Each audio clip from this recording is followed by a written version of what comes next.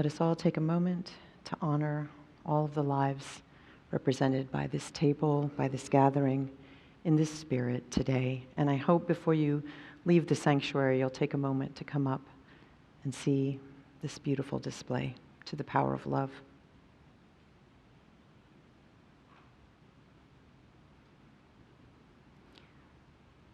Last week, I visited the grave where my cousin's ashes are buried.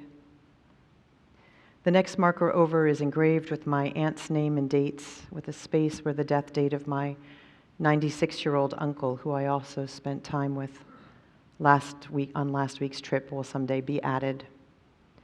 On that same double plot, there's now a small marker for my father, Mark Tetsu Takahashi.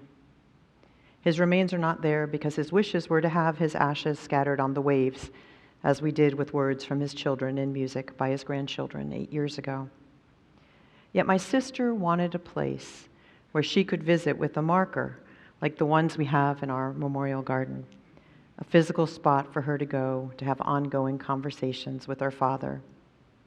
Across the miles and by email, I had arranged over the phone to have it installed, and even though the cemetery didn't have a procedure for a marker without any remains of any kind, we had to have some long conversations, and I was never quite sure that the marker had ever been placed.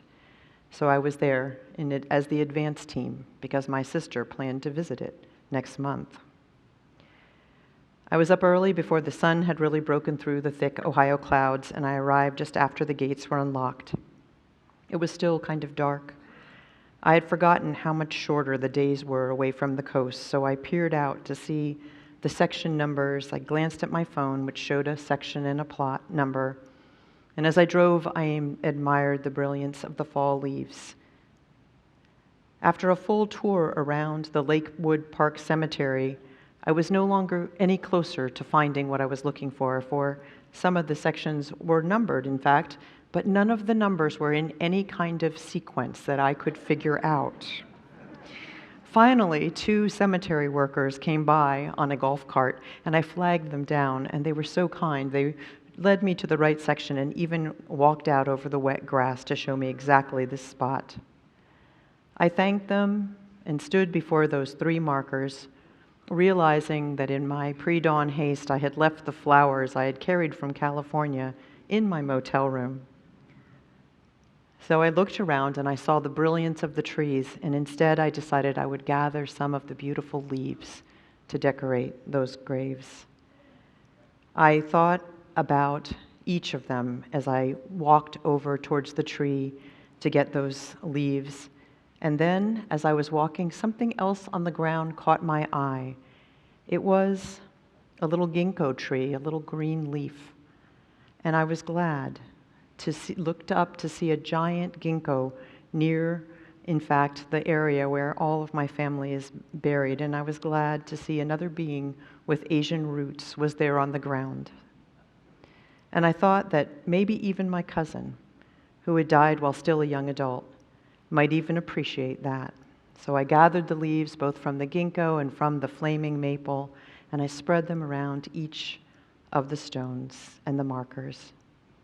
And as I placed the leaves, I remembered my particular relationship with each person, apologizing and expressing my sorrow again to my younger cousin, my regret for the pain my aunt has experienced at the end of her life, and I made a circle of leaves around my father's odd circular marker because it was the first time it had ever been visited and it deserved some attention.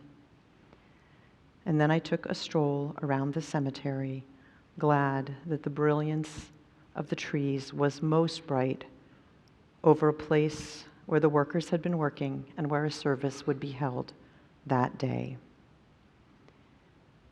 You know, we live lives of busyness, full of distractions, and sometimes we are dissociated from the realities of life and death.